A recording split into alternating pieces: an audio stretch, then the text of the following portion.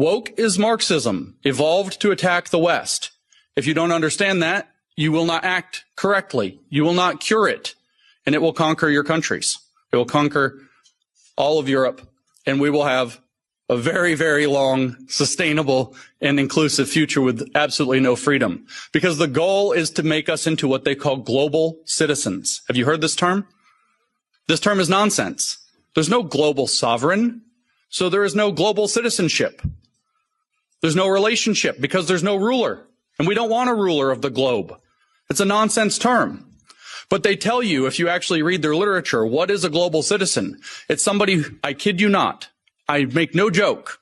They say this themselves. It's somebody who supports the 17 Sustainable Development Goals of the United Nations Agenda 2030.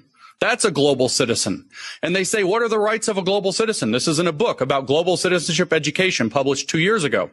What are the rights of a global citizen? And the answer, one paragraph later, is we're not that interested in rights with global citizenship. It's more about global responsibilities.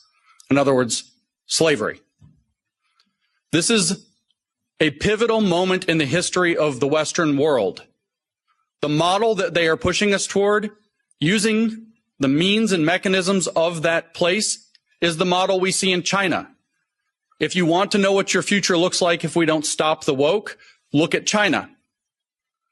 Look at the social credit system. Look at the oppression. Look at people disappearing for having the wrong opinions. One of their greatest billionaires, Jack Ma, said the wrong thing about the government and disappeared. A billionaire. If you want to know what the future of Europe and America and the Five Eyes or whatever the countries, it's China. That's the model. So we have to fight back against woke, but to fight back against woke, we have to understand it. And I will close by restating my thesis.